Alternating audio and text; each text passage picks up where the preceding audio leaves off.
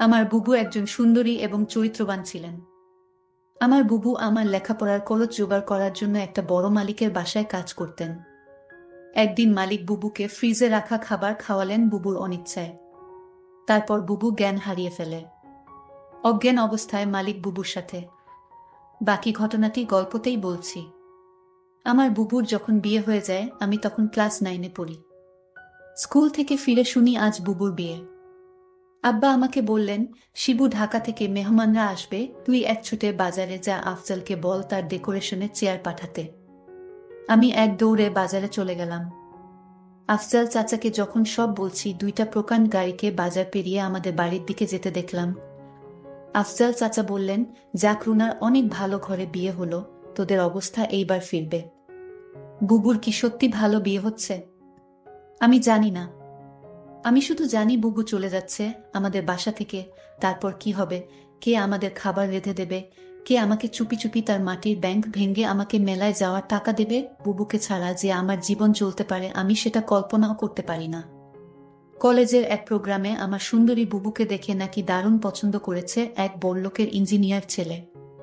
তার চাপে পড়েই তার পরিবার রাজি হয়েছে এই বিয়েতে। নইলে আমাদের মতো মধ্যবিত্ত ঘরে এত বড় আত্মীয় হওয়ার কথা না। সবাই বলাবলি করছে বুবুর কারণে এইবার আমাদের ভাগ্য ফিরবে। আমার জন্মের সময় আমার মা মারা যান, বুবুর বয়স তখন 8। আমার স্কুল শিক্ষক আব্বা আর বিয়ে করেননি, বুবুই মানুষ করেছে আমাকে। আমার জগত ঘিরে তাই আমার বুবু। বিয়ের আসরটা হয়ে গেল দায়সারা ভাবে। বিয়ে নাকি দুই পরিবারের বন্ধন, কিন্তু আমার সেটা মনে হলো না। পাত্রের বাবা সারাক্ষণ মুখ কালো করে রাখলেন। পাত্রের ছোট মামা আমাদের ঘর বাড়ি উঠান ঘুরে ঘুরে দেখলেন, মাঝে মাঝে নাক সিটকালেন, আমাকে ডেকে বললেন, তুমি কোনো ক্লাসে পড়ো? আমি কিছু বলার আগেই কেউ একজন বলল, শিবু পাইলট স্কুলে পড়ে, ফার্স্ট বয়, 5-এ বৃত্তি পেয়েছে, ক্লাস 9-এও পেয়েছে। আমার লজ্জা লাগলো, কিন্তু ছোট মামা শুধু একটু নাক সিটকালেন। সেদিন গাড়িতে ওঠার আগে বুবু যখন আমাকে জড়িয়ে ধরে নিঃশব্দে কাঁদছিল তখনও আমার কষ্ট লাগছিল। 3 দিন পর নতুন জামাইয়ের বউ নিয়ে নাই ওর আসা কথা। আব্বা পাড়া প্রতিবেশীদের নিয়ে রান্নাবান্নার আয়োজন করলেন। একটা গাড়ি ভাড়া করে নতুন জামাইকে আনতে পাঠালেন, গাড়ি ফেরত এলো। নতুন জামাই আসতে পারবে না, তার কোনো জরুরি কাজ পড়ে গেছে, পরে সময় করে আসবে। বুবু আসলো আরও মাস 3 পর।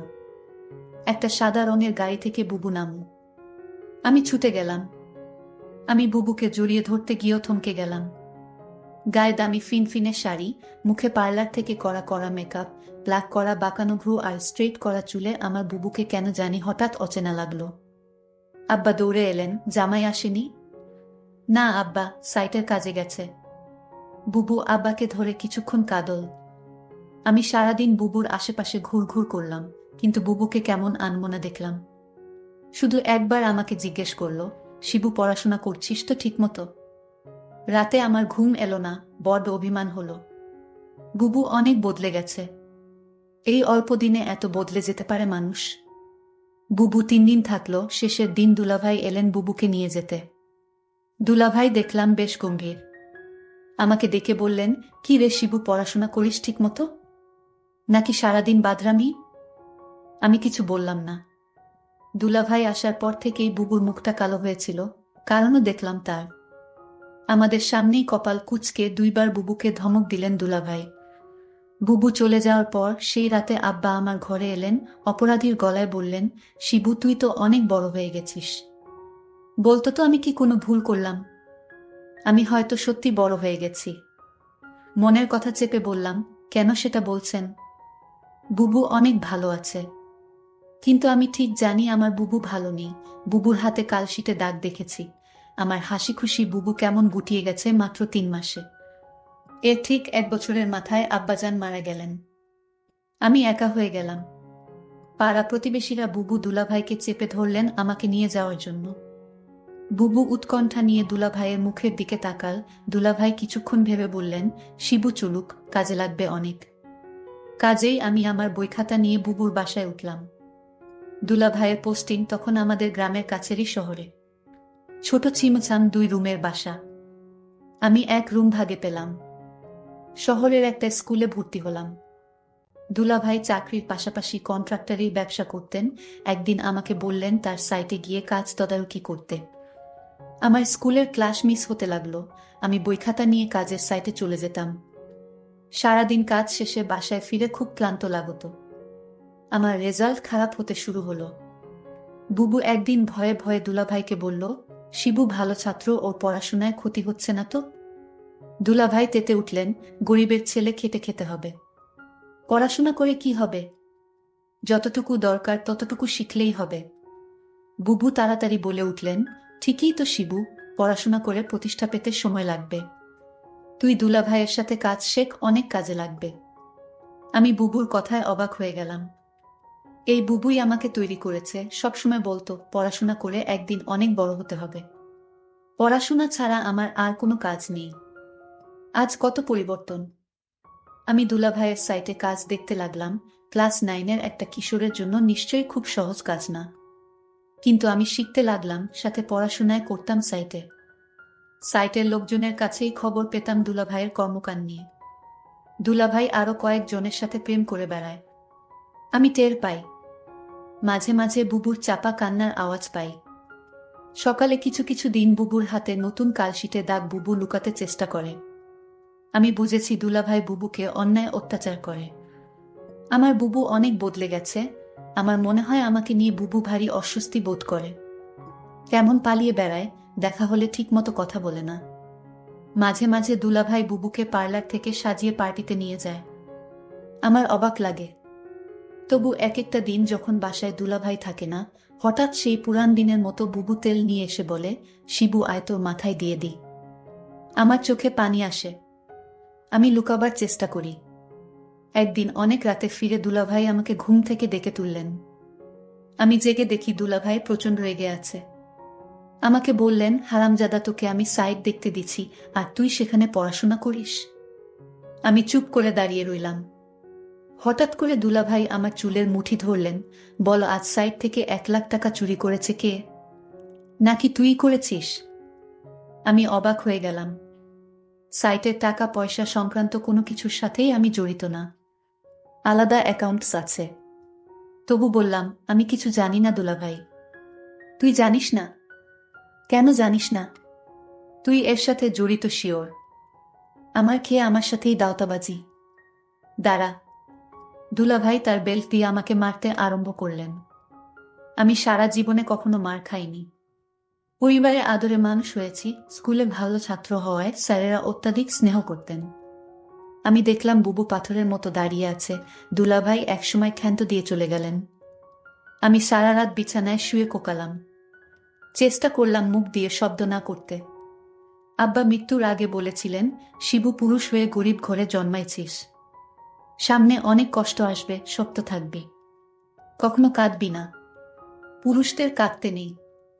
পরদিন সকালে আমার ঘুম শরীরে হালকা জ্বর নিয়ে উঠে দেখি বুবু বসে আছে আমার শিয়রে। শিবু, উঠতে পারবি? আমি মাথা নাড়লাম। হ্যাঁ। তাহলে চল। তাকিয়ে দেখি বুবু একটা ব্যাগ গুছিয়ে রেখেছে। আমি বললাম, কোথায়? বাড়ি ফিরে যাব, চল। তুই আবার ভালো করে পড়াশোনা শুরু করবি, আমি দরকার হয় বাসায় কাজ করব। দুইজনের একটা ব্যবস্থা হয়ে যাবে। আমি অবাক হয়ে তাকিয়ে রইলাম। বুবু আমার জন্য তার স্বামীকে ডিভোর্স দিয়ে চলে এলো এবং সেই বাড়ি থেকে চিরদিনের জন্য চলে এলো। তারপর বাসায় আমি আর বুবু থাকি। বুবু একটা বড় লোক বাসায় কাজ পেল। তাদের কাপড় ধোয়া, রান্না করা ইত্যাদি তাদের কাজ করতে হবে। মাস শেষে যে টাকাটা পাবো সে টাকা দিয়ে আমার লেখাপড়ার খরচ আর পরিবার চলে যাবে। বুবু যে বাড়িতে কাজ করে সেই বাড়ির মালিক বুবুকে একদিন বলেছিল, তোমার যত টাকা দরকার আমি দিব, তুমি শুধু একটি কথা রাখো। বুবু বলল, আমি বাসায় কাজ করি, এটাই আমার চলে, অতিরিক্ত টাকার আমার দরকার নেই। বুবু বুঝতে পেরেছিল বাসার মালিকের চরিত্র ভালো না। তারপরও বুবু এই বাড়িতে কাজ করে যে টাকা পেত সেটা দিয়েই আমাদের মাস চলে যেত। মালিকের বাসার সবাই একদিন কোথায় ঘুরতে গেল। শুধু মালিক বাড়িতে ছিল। মালিকের নাম আছান আলী। বুবু বলল, আজ তো বাসায় কেউ নাই, তেমন কাজও নাই, তাহলে আজ আমি চলে যাই। মালিক তখন বলল, শোনো, অনেক কাজ পড়ে রয়েছে। কি কাজ পড়ে রয়েছে মালিক? মালিক বলল, বাসায় কেউ নাই, আমার দেখাশোনা কে করবে? আমি বলেছিলাম, ও তাই তো।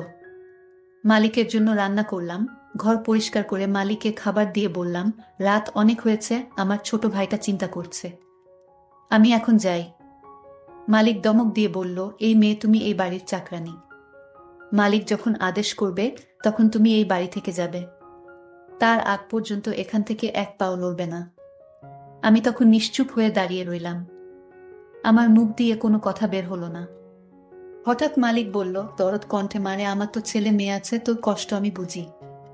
তুই তোর মাকে হারালি, বাবাকে হারালি, নিজের স্বামীকে হারালি, এখন ভাইটাকে লেখাপড়া শিখিয়ে মানুষ করার জন্য তুই পরিশ্রম করছিস।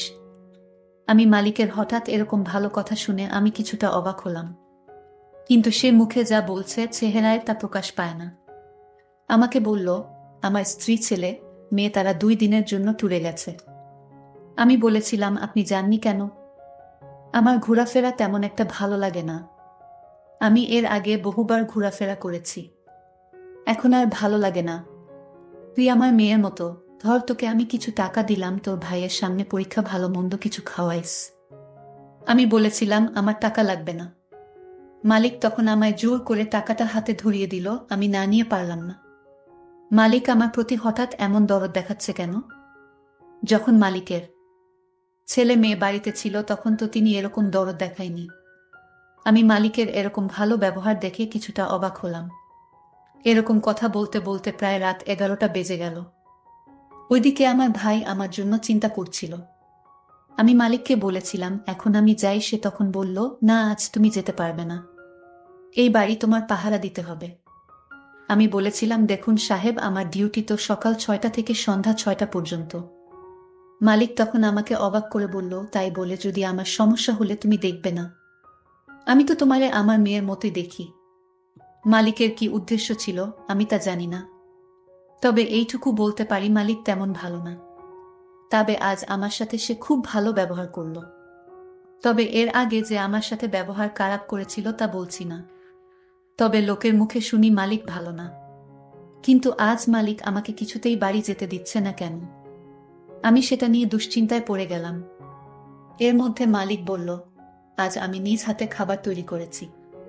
আমি বললাম, কেন নিজ হাতে আপনি খাবার তৈরি করলেন? খাবার তো আমি রান্না করেছি, তার মধ্যে আপনি আবার রান্না করলেন কেন? আরে না মা, সেই খাবার না, ফ্রিজে আমার স্ত্রী আমার জন্য কিছু ভালো খাবার আলাদা রাখতো, সেই খাবার নিয়ে আসলাম। আমি বললাম, ও আচ্ছা। তারপর আমায় বলল, নে মা, আমরা একসাথে আজ খাবার খাই, পেটে বড্ড খিদে পেয়েছে। আমি বললাম, আপনি খান, আমি বরং রান্না করা খাবার খাই।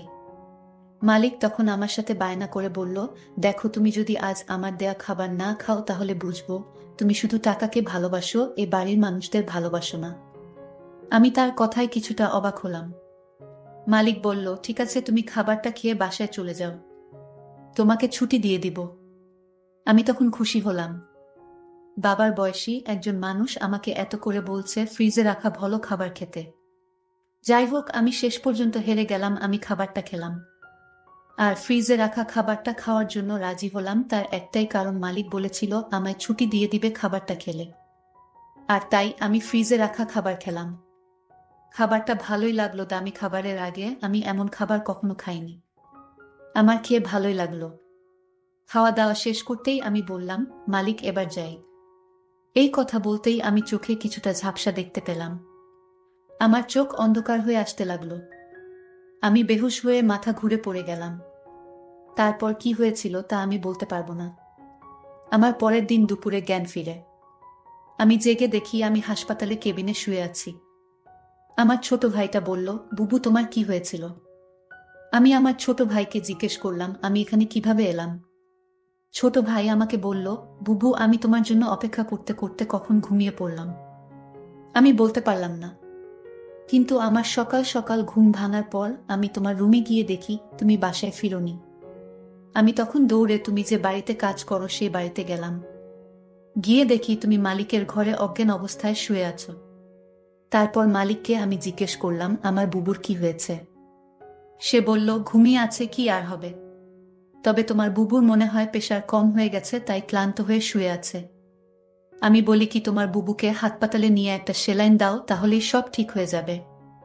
টাকা যা লাগে আমি দিয়ে দিচ্ছি। তখন মালিক আমাকে 5,000 টাকা দিয়ে বলল, যাও তোমার বুবুকে হাসপাতালে নিয়ে যাও। আমি তোমাকে হাসপাতাল নিয়ে আসার পর ডাক্তাররা বলল পরীক্ষা করতে হবে। ডক্টর বলল, তোমার প্রেশার কমে যায়নি, তোমাকে খাবারের সাথে কিছু মিশিয়ে তোমাকে অজ্ঞান করা হয়েছে। তারপর ডাক্তার বলল, মেয়েটি তোমার কি হয়? আমি বললাম, আমার বড় বোন। তোমার সাথে আর কেউ আসেনি? না ডক্টর, বুবুর আমি ছাড়া আর কেউ নাই। আমি ডক্টরকে জিজ্ঞেস করলাম কি হয়েছে। আমার বুবুর বলেন ডক্টর। ডক্টর বলল, তোমাকে বলা যাবে না। আমি আমার ছোট ভাইয়ের কথা শুনে বুঝতে পারলাম আমার সাথে কি ঘটেছিল। মালিক আমার সাথে এরকম অসম্মানজনক আচরণ করল। আমি এই কথাগুলো শুনছিলাম আর আমার চোখ বেয়ে বেয়ে পানি পড়ছিল। আমি সিদ্ধান্ত নিলাম মনে মনে আমি আর এই পৃথিবীর মুখ দেখতে চাই না। কিন্তু আমার ছোট ভাইটা আমাকে বলল, বুবু তোমার কিছু হলে আমি বাঁচব না বুবু। তুমি ছাড়া এই দুনিয়ায় আমার কেউ নাই বুবু। আমার ছোট ভাইটা আমার জন্য এভাবে কাঁদতে লাগলো। ছোট ভাইটা বলতে লাগলো, বুবু আমি আর লেখাপড়া করব না। আজ থেকে আমি কাজ করব। তোমাকে আর কাজ করতে দিব না। তুমি শুধু ঘরে বসে থাকবা। আর তোমাকে আমি যেভাবেই হোক তোমাকে ভালো ছেলে দেখে তোমাকে বিয়ে দিব। ভাইটার কথা শুনে আমার চোখের পানি ধরে রাখতে পারলাম না। আমি বেঁচে রইলাম আমার ছোট ভাইটার জন্যই। বন্ধুরা, আজকের গল্পটি তোমাদের কাছে কেমন লাগলো তা অবশ্যই কমেন্ট করে জানাবেন। ভালো থাকবেন সবাই, ধন্যবাদ।